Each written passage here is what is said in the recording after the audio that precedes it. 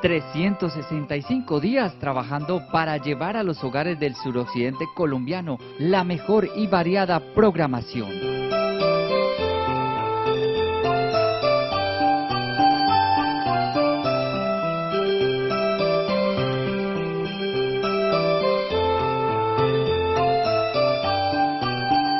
Un equipo periodístico y de producción comprometido con su labor permitieron compartir cada esfuerzo y sonrisa.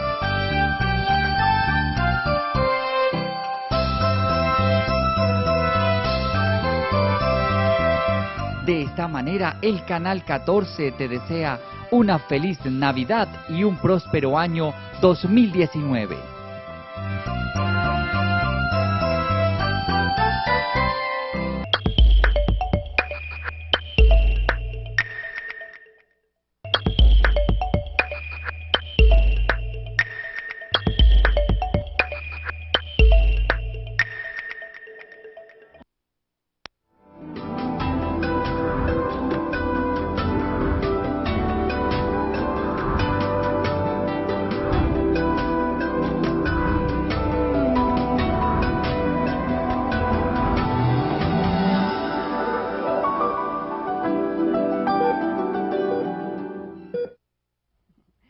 Hola, muy buenos días, bienvenidos a Cuerpo Vital. Gracias por acompañarnos todos los martes y jueves de 11 a 12 del mediodía, por aquí por el Canal 14, que es televisión para todos. Gracias de verdad por esa fidelidad de nuestros programas. Gracias por verlos a través de diferentes plataformas, por la señal de televisión, por UNE por Cali, por nuestra página www.canal14.com.co, por la aplicación para celulares Canal 14 Cali o por el Facebook Live del Facebook del Canal 14. Gracias a todos ustedes por estar allí pendientes y ya saben que estamos en vivo y en directo y pueden participar a través de nuestra línea telefónica 664-9880 o a través del Facebook Live. Nos escriben la pregunta o simplemente nos pueden escribir, digamos, su saludo, reportándonos su sintonía, lo que ustedes deseen por allí también por el Facebook Live nos escriben.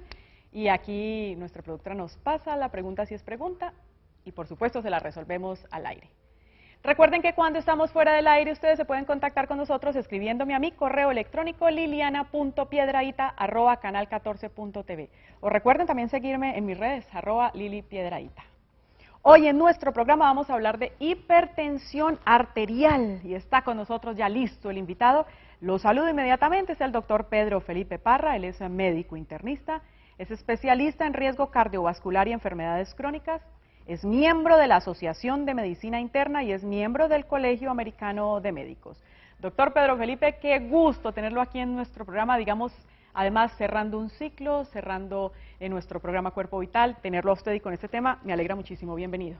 Liliana, para mí es un placer siempre estar acompañándote aquí, pues hoy vamos a hablar de un tema importantísimo que sobre todo este año, para cerrarlo, es de vital importancia porque tuvo bastantes cambios y vamos a hablar algo de ellos. Exacto, hay muchas cosas que contar a nuestros televidentes y recuerden que si tienen inquietudes, pues nuestra línea está disponible, 664-9880 o por el Facebook Live del Facebook del Canal 14 nos escriben la pregunta.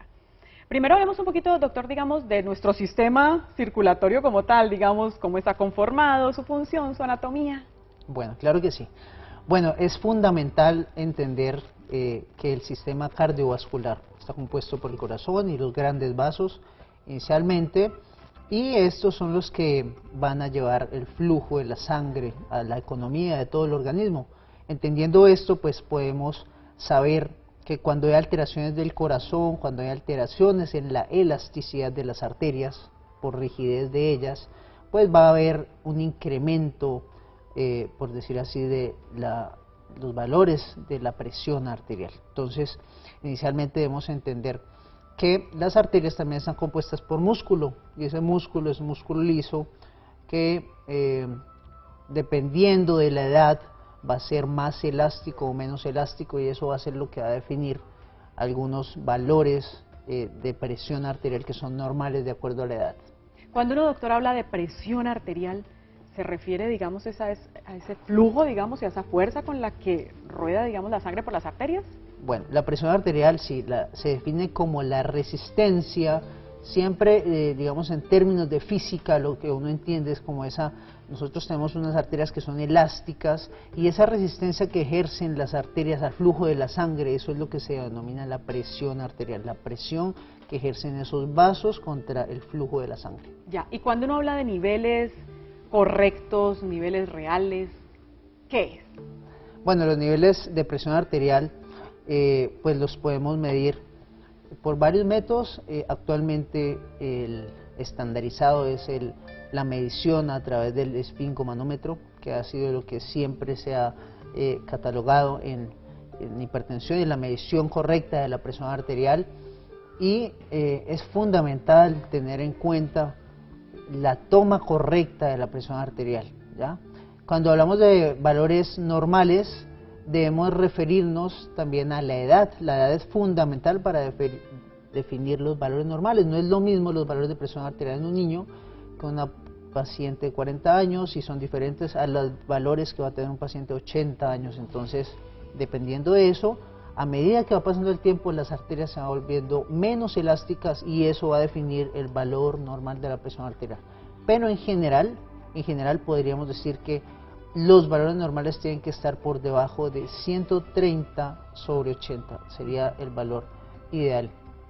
Cuando nos dice, doctor, digamos que dependiendo de la edad, digamos, del paciente, entonces la persona más adulta que ya tiene sus arterias menos elásticas puede tal vez tener valores de pronto un poco elevados o al contrario de pronto un poco bajos y estar dentro de los rangos normales porque su salud así lo muestra. Exactamente.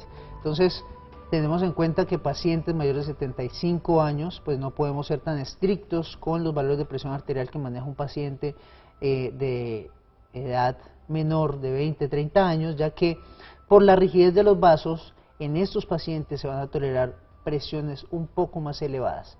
Pero este año sí hubo unos cambios bastante drásticos en las guías norteamericanas y en las guías europeas. Afortunadamente las europeas nos dieron como un horizonte más claro de lo que era el manejo de la hipertensión arterial, en cuanto a que hubo un boom y un revuelo y apareció muchos diarios, muchas noticias de que se había incrementado la prevalencia de hipertensión arterial con las nuevas definiciones de las guías de hipertensión arterial que redujeron los valores. Normalmente la hipertensión arterial se define con valores, siempre se ha definido con valores por encima de 140/90, mayores o iguales.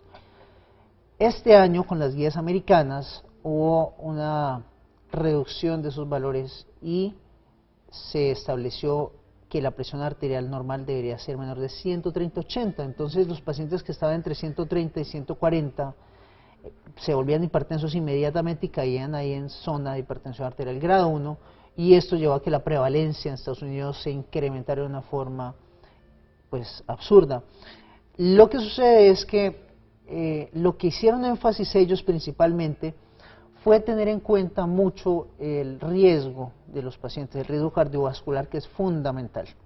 Ya tenemos en cuenta que la hipertensión arterial es un factor de riesgo cardiovascular, y como factor de riesgo, si le sumamos a eso que tenga diabetes, dislipidemia o que haya tenido un infarto, pues no es lo mismo un paciente de esas características, un paciente que únicamente tenga hipertensión arterial. Ahora sí, doctor, como para definir, como para que nuestros televidentes entiendan, me imagino que ya lo han entendido, pero para que nos quede bien claro, cuando entonces uno dice hipertensión arterial, ¿a qué se está refiriendo? Bueno, como definimos, la presión arterial era el aumento de ese paso de la sangre por las arterias. Entonces, la hipertensión arterial sencillamente se define como el aumento de esa rigidez de las arterias, las paredes arteriales al paso de la sangre. ¿Ya? Esa resistencia aumentada al paso de la sangre que se mide en un esfingomanómetro con un tensiómetro, y eso nos va a definir cuando hay cifras tensionales por encima de 140/90, hipertensión arterial. Entonces, ya se define entonces, digamos que ese 130 por encima de 130/90, ya entonces estamos hablando de hipertensión arterial. Doctor, yo sé que usted tiene ahí una diapositiva muy importante donde nos cuenta, digamos, cómo existe, digamos, pérdida de producción medida desde 2011 al 2025 por los diferentes tipos de enfermedades, para conocer, digamos, lo del riesgo cardiovascular y la hipertensión. Claro que sí. Entonces, miren que la hipertensión arterial es una una enfermedad que afecta a más de 250 millones de personas en el mundo. Muchísimos. Es una enfermedad bastante prevalente y por eso la importancia de ella. Y miren también que esta patología no es nada nuevo. Desde 2600 años antes de Cristo se hablaba de ella, donde se utilizaban algunos métodos, como lo vemos acá en esta fotografía, donde utilizaban niguas para hacer flebotomías, sacaban sangre y de esa forma reducían sus niveles de presión arterial, que esto era lo que llamaban en ese tiempo la enfermedad del pulso duro, ya por la rigidez de las arterias. Luego más adelante Stephen Hales en 1733, ya después de Cristo, hizo la primera medición usando la física de la presión arterial en una yegua. Como vemos ahí en la fotografía, canalizó una arteria de la yegua y le midió por primera vez la presión arterial. Entonces, pues en ese tiempo no se tenía en cuenta lo que existe hoy de la bioética y todas estas cosas. Tenían que experimentar con animales, sacrificarlos para poder entender cómo funcionaba el organismo. Entonces eso fue lo que empezaron haciendo en estos estudios iniciales. Y mira, aquí pues lo que te mencionaba más o menos, ese aumento de la resistencia que ejercen los vasos sanguíneos al paso de la sangre. Y bueno, lo que estábamos hablando, el principal factor de riesgo cardiovascular. La hipertensión arterial es un factor de riesgo fundamental como riesgo de tener eventos cardiovasculares, y los eventos cardiovasculares vamos a definir principalmente infarto agudo de miocardio y accidente cerebrovascular. Entonces miren cómo el 51% de las enfermedades cardiovasculares representan la pérdida de producción entre el 2011 al 2025 por tipo de enfermedades. La principal causa de pérdida de la producción, ya sea por discapacidad, porque un paciente que se infarta posiblemente no va a tener la misma capacidad funcional, puede estar limitado en sus actividades físicas, no va a poder hacer sus mismas actividades diarias, porque quedan con insuficiencia cardíaca algunos y esto va a desencadenar. Y lo más trágico sería un accidente cerebrovascular que sí genera demasiada discapacidad en los pacientes que la presentan. No me diga, doctor, entonces digamos que sufrir o presentar hipertensión arterial podría ser esa causa del accidente cerebrovascular. Claro que sí, es un factor de riesgo de los más importantes, y no solo de accidente cerebrovascular y de infarto agudo de miocardio, se conoce que es la primera causa de enfermedad renal en el mundo. O sea que realmente la hipertensión arterial afecta muchísimos órganos, y cuando se tiene un mal control de las cifras de tensión arterial es cuando se llevan a estos eventos, ya sean a nivel cerebral, isquémicos o hemorrágicos, o a nivel cardíaco con infarto agudo de miocardio, a nivel renal, afectando los riñones, produciendo enfermedad renal crónica, y también otras como enfermedad arterial periférica, puede producir retinopatía. Hay muchos pacientes que hacen lesiones a nivel ocular que terminan en ceguera, entonces realmente es una causa de discapacidad importantísima. Claro, complejo, y además, doctor, entonces nos decía, muchas son las personas que tienen esa presión arterial en niveles no adecuados, elevada en este caso. Sí, realmente cada vez vemos que se aumenta la prevalencia de hipertensión arterial, y esto viene desencadenado por dietas malsanas, la gente está haciendo menos ejercicio, se vuelve más sedentaria, el alto consumo de sodio, todo esto son factores que llevan a que la presión arterial con el tiempo pues vaya tendiendo a aumentar poco a poco, y se aumente de igual forma la prevalencia. Una de ellas es la obesidad, que cada vez también va en ascenso, y eso está predisponiendo también a que muchos pacientes desarrollen hipertensión incluso en edades tempranas. Ya ahondamos, doctor, en esas causas justamente que nos estaba nombrando ahí de hipertensión arterial, y digamos en esos factores de riesgo para tener hipertensión arterial. Debo hacer pausa para comerciales, pero retornamos con mucha más información en Cuerpo Vital.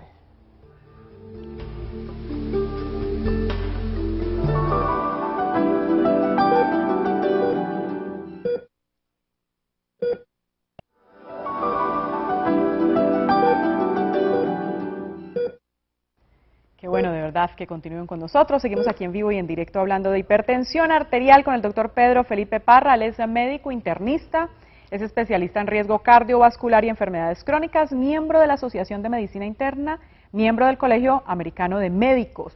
A él lo encuentran en el edificio Vida, que queda, pues lo conocemos todos como el edificio de colores, que queda en la calle Quinta D, número 38A35, en la Torre 1, consultorio 409. 891-2616, su teléfono para cualquier inquietud, para ampliar información si lo desean después de nuestro programa, 891-2616. Y los invito para que lo sigan en sus redes sociales, en Facebook, Dr. Pedro Felipe Parra, y en Instagram, @Dr_Parra, con buena información continuamente, con envíos y todo, ¿no, doctor? Dándole información veraz a la comunidad. Así es, Liliana, esto es importante porque pues realmente el conocimiento hay que compartirlo, ¿no? Y lo más importante es compartirlo pues con las personas que más se benefician, con los pacientes, y esto pues ayude a mejorar en parte todas estas estadísticas que cada vez van en aumento. Claro. Doctor, ahorita, digamos, decía que muchas son las personas que presentan hipertensión arterial. ¿Se convierte en un problema de salud pública entonces? Claro que sí.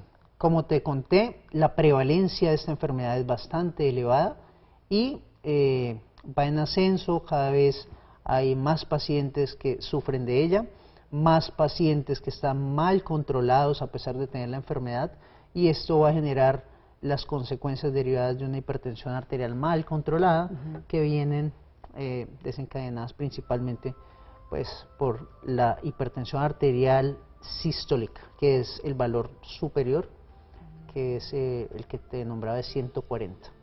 Doctor, sé que también en nuestra siguiente diapositiva habla de esa prevalencia por género y por edad. Claro que sí. Mira, la prevalencia ronda alrededor del 36%, aunque esto es variable dependiendo del sitio y del lugar donde nos encontremos, pero mira que realmente la hipertensión cada vez es más prevalente en la población, y podemos decir que 1 de cada 3 adultos sufre de hipertensión arterial. O sea que viene siendo más o menos alrededor del 30%. En Colombia se han hecho estudios donde ronda alrededor del 23%, y pues vemos que realmente, a pesar de que existen muchos medicamentos para el tratamiento de esta, mira que solo 1 de cada 3 pacientes con hipertensión están controlados. Claro, y esto además me aterra, digamos, esta información. 1 de cada 3 adultos con hipertensión desconoce su enfermedad. Ese es otro asunto, que muchos pacientes, porque la hipertensión es una enfermedad que no da síntomas, se sienten bien y nunca asisten a controles médicos, y posiblemente cuando ya ingresan al servicio de urgencias por un infarto, por un accidente cerebrovascular, es la manifestación más trágica de una hipertensión arterial que venía desencadenada de tiempo atrás y que nunca se detectó. Claro, y también, aunque después lo profundizamos, pero entonces, doctor, 1 de cada 3 adultos que se está tratando por hipertensión logra, digamos, mantener su presión estable, o sea, logra esas metas.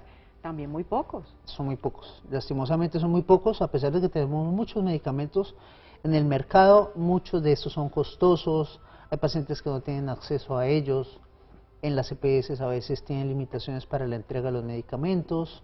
Lo más importante y lo peor de todo es que los que tienen acceso no se toman los medicamentos. Que eso es lo más triste. Eso es lo más triste. Entonces, eso es lo que vemos más frecuentemente, que los pacientes se sienten mal, acuden al médico, le formulan el tratamiento antihipertensivo, se empezaron a sentir bien, suspenden el medicamento, no se lo vuelven a tomar, y ya cuando nuevamente vuelven a sentirse mal de nuevo, entonces otra vez toca empezar el círculo vicioso, y esto es lo que uno ve frecuentemente en los pacientes que le llegan a consulta.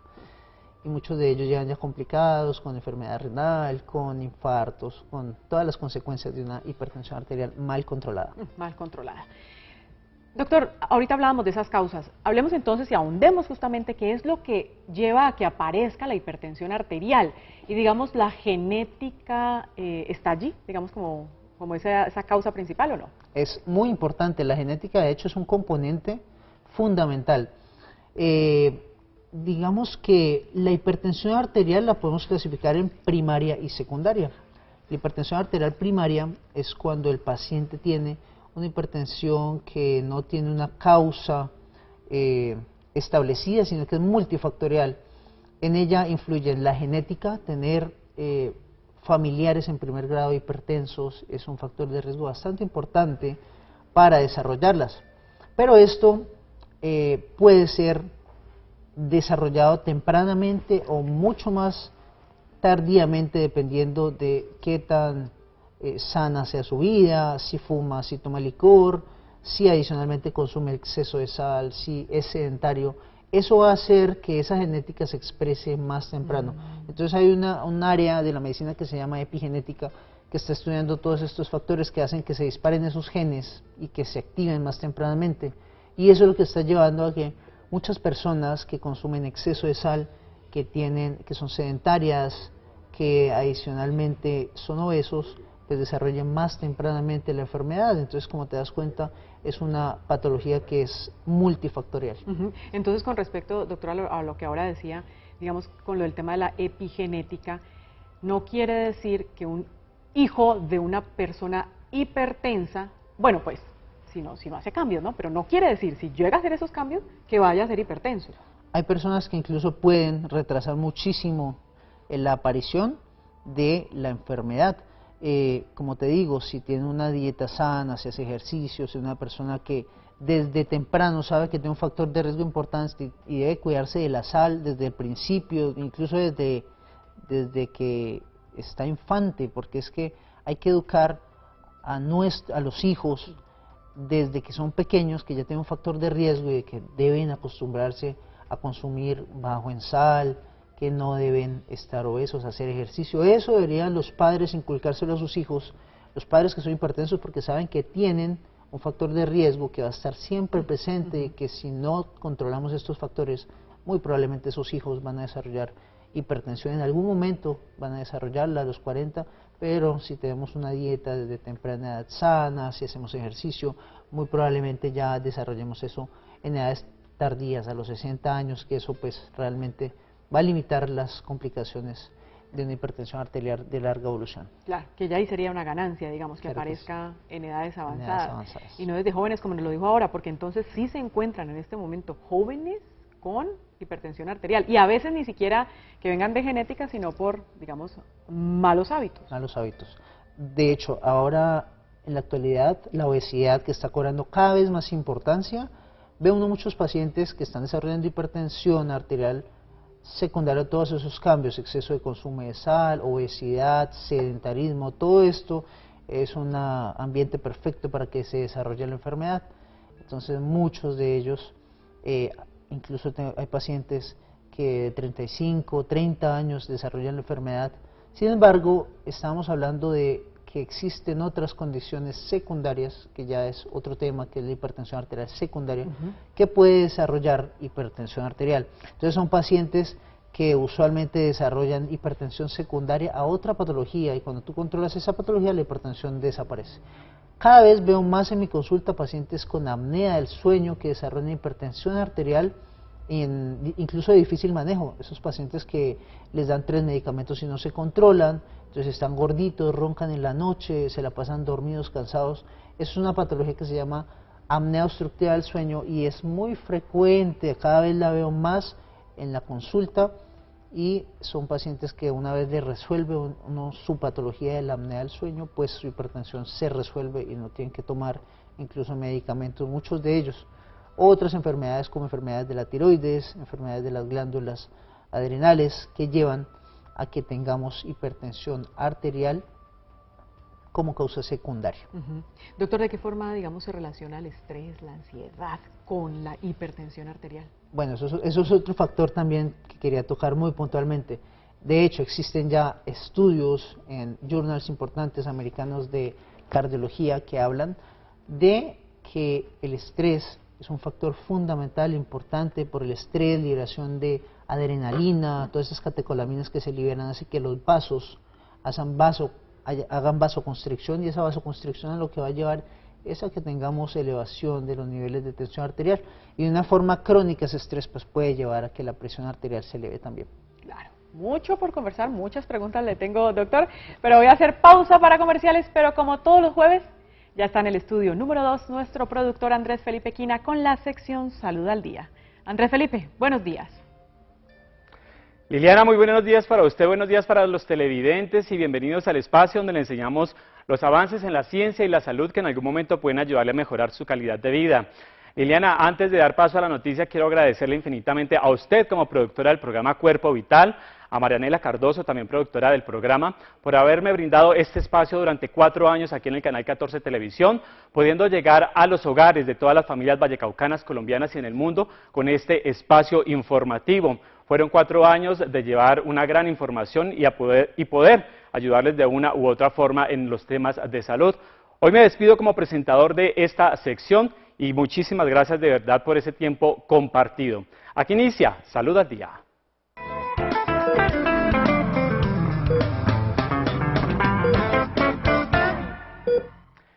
Inicio con toda la información y hablaré sobre falsos mitos sobre el sueño. Nos pasamos 1/3 de la vida durmiendo, pero sabemos muy poco sobre lo que nos sucede en ese tiempo decisivo para nuestra salud física y mental. La cultura popular está llena de falsedades y malas interpretaciones sobre el acto de dormir. Hoy les presentamos algunas de ellas. El sueño es una de las actividades más importantes para el ser humano, a pesar de las malas lenguas populares que intentan que tengamos una idea equivocada de su trascendencia. Descansar es vital para que podamos desarrollar correctamente nuestras funciones físicas y psicológicas. A simple vista no parece del todo inteligente que nos pasemos 1/3 de nuestra vida durmiendo, pero lo cierto es que sin esa mínima cantidad literalmente no podríamos vivir. De hecho, la Universidad de Chicago realizó un estudio sobre los efectos de no dormir en mamíferos, concretamente sobre la privación total del sueño en 10 ratas. Los resultados fueron devastadores, pues todos los sujetos murieron o fueron sacrificados por acercarse a una muerte inminente entre los 11 y 32 días que duró la prueba. Por causas evidentes, no se ha hecho este mismo experimento con humanos. No obstante, otros estudios menos agresivos han demostrado que no podríamos vivir sin dormir más de 11 o 15 días aproximadamente. A partir del 3er día sin dormir, los humanos empezamos a padecer alucinaciones y pequeños episodios de locura temporal. Si los problemas para dormir se vuelven crónicos, tendríamos un 40% más de probabilidades de sufrir alguna enfermedad psiquiátrica con un descanso adecuado y regular. Bueno, con esta información yo me despido realmente dándole agradecimientos a todos los televidentes del Canal 14 Televisión por este espacio compartido durante 4 años. Que tengan todos una feliz mañana.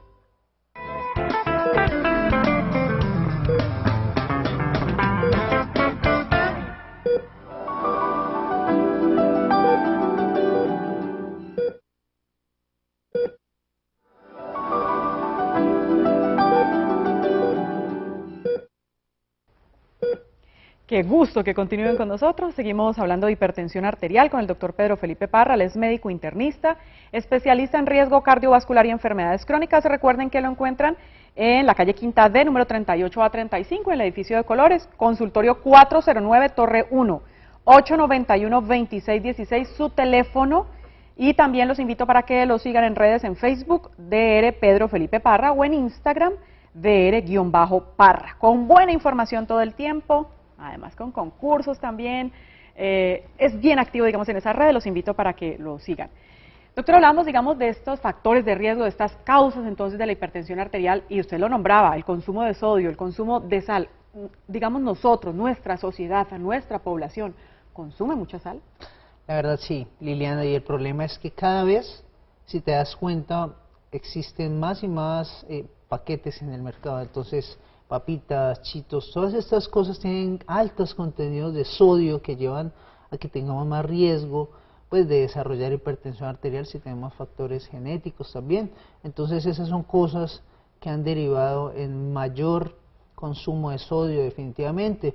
Puede que la gente pues diga que no le echa mucho sal a la comida, pero si estamos comiendo estos paquetes, indirectamente estamos consumiendo exceso de sodio. Es decir, no es que las personas piensen lo que yo le pongo a los alimentos, no, en muchos otros productos está y habría que sumarlo. Claro. ¿Se sabe de pronto, doctor, la cantidad que uno debería comer? Y le pregunto esto también para preguntarle, ¿podría uno eliminarla por completo? Bueno, el sodio definitivamente es necesario. Y una de las estrategias que se creó para disminuir esa incidencia de falta de yodo en los pacientes fue yodar la sal, precisamente para que tengamos yodo siempre en nuestra dieta. Eso evitó muchos pacientes que tuvieran enfermedades de la tiroides de este tipo, principalmente por deficiencia de yodo. Pero la pregunta puntual, pues lo que se recomienda de sodio de consumir en los pacientes hipertensos o con factores de riesgo para hipertensión arterial como el factor genético, que es fundamental, es menos de 5 gramos de sodio. ¿Y cómo medimos menos de 5 gramos? Es lo que equivaldría a una cucharadita de las más pequeñas, eso repartido durante todo el día. Eso sería el consumo total de sodio que deberíamos tener durante todo un día. Y digamos, no solo la persona que tiene hipertensión, todos, por salud. Idealmente todos por salud. Todos deberíamos tener entonces ese consumo. Poco, y además porque sabemos que en otros productos tal vez esté ingiriendo este sodio y que no se convierta en un exceso y entonces no en una causa, digamos, de esta hipertensión arterial. Lo ha nombrado entonces, doctor, los riesgos de esta hipertensión son muchos, genera, digamos, daño en muchísimos órganos y aparición de múltiples otras enfermedades. Claro que sí.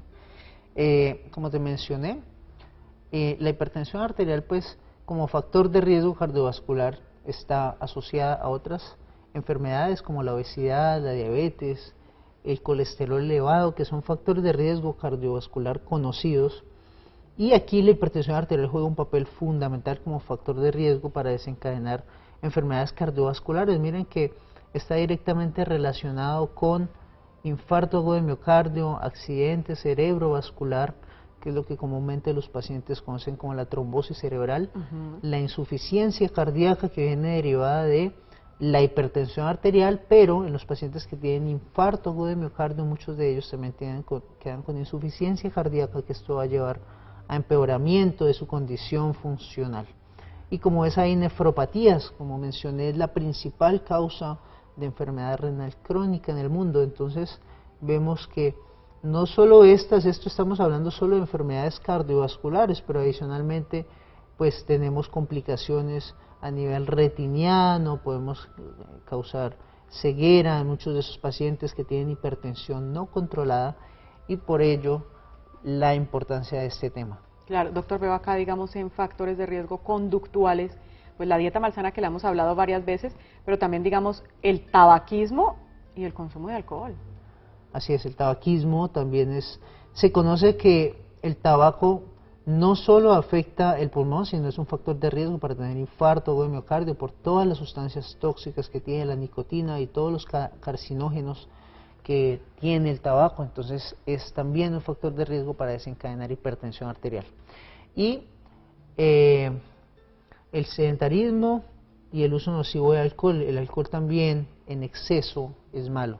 Se sabe que el consumo de vino tinto es cardiovascular, de hecho se recomienda consumir ocasionalmente una copa de vino tinto que podría beneficiar por el resveratrol, que es una sustancia que se encuentra en el vino, especialmente el vino tinto, y que puede ser benéfico para nuestro organismo, especialmente en la parte cardiovascular.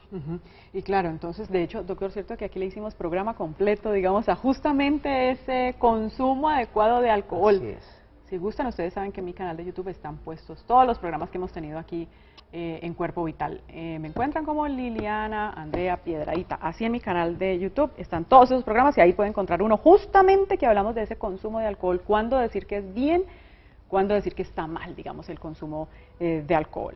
Decía, doctor, entonces que la hipertensión arterial es una enfermedad silente, digamos, no tiene síntomas, que eso lo hace mucho más compleja, mucho más, digamos, delicada esta enfermedad.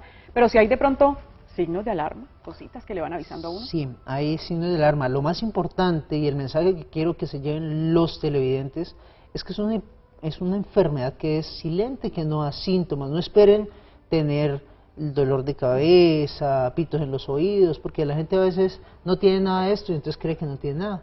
Entonces, la importancia de hacer las consultas regulares con el médico para que le chequen la presión arterial, para que miren que sus niveles de colesterol estén normales, que le miren cómo está la función del riñón y toda esta serie de cosas que lleven a que podamos tener y prevenir, sobre todo, estas enfermedades. Y algo importantísimo que ahorita yo les hago mucha relevancia en mi página de Instagram al tema de la obesidad, porque cada vez cobra más importancia y cada vez es un factor que influye directamente en el resto, en diabetes, en hipertensión arterial. Entonces, tener en cuenta que si usted está sano, no siente nada, pero está pasado de peso, ya tiene un factor de riesgo para desarrollar la enfermedad. Claro, pero sé, doctor, que tiene diapositiva justamente sobre esos síntomas que podrían, aunque nos acaba de decir, doctor, digamos, no esperar a que aparezcan, es decir, hay que estar en controles y chequeos, pero si ya los tiene, ¿podría ser, digamos, indicador de hipertensión? Podría tener, aunque estas causas son específicas, nosotros podemos tener mareo por otra causa diferente, pero puede ocasionar mareo, pitos en los oídos, que se conocen en terminología médica como tinnitus, y sangrado por la nariz. En ocasiones, cuando hay presiones arteriales muy elevadas, esos vasos sanguíneos que irrigan la nariz principalmente, pues tienden a romperse y eso genera hemorragias nasales, epistaxis. ¿Listo? Pero mira que también el infarto agudo de miocardio es una complicación de la hipertensión arterial y es la primera causa de muerte en el mundo. Conocemos que el infarto es la primera causa de mortalidad en todo el mundo, en Colombia, en la mayoría de los países donde tú veas, es la primera causa de mortalidad. La hipertensión es fundamentalmente un factor de riesgo para desarrollarlo. Claro, imagínense, entonces mucha atención porque como no presenta síntomas es necesario estar en control, seguir buenos hábitos, y nos lo dijo ahora en el bloque anterior el doctor Pedro Felipe. Si la persona sabe que tiene, digamos, de genética hipertensión arterial, pues a cuidar esa alimentación, a estar mucho más atentos, digamos, a esos controles de tempranas edades para poder que se eviten esas consecuencias. Voy a hacer pausa para comerciales y retornamos con mucho más en Cuerpo Vital.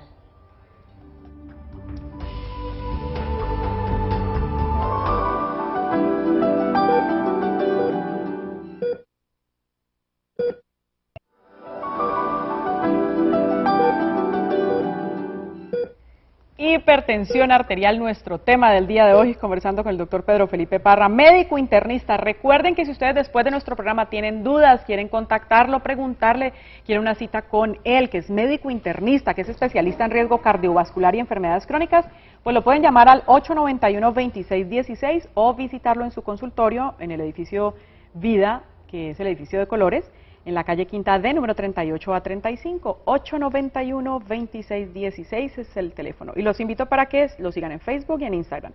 En Facebook, DR Pedro Felipe Parra, y en Instagram, DR_Parra. Doctor, hablamos, digamos, desde el inicio del programa de esa parte del diagnóstico que es fundamental, pero es que hay que ahondar en él porque es necesario que las personas sepan que para hacer un buen control, un buen diagnóstico, hay que cumplir como con ciertas características. Claro que sí. Y respecto al diagnóstico fue, digamos, el boom que hubo este año, que salió en los diarios, salió en internet. Muchos pacientes se preocuparon ante las nuevas medidas que multiplicaron los hipertensos en el mundo. Claro.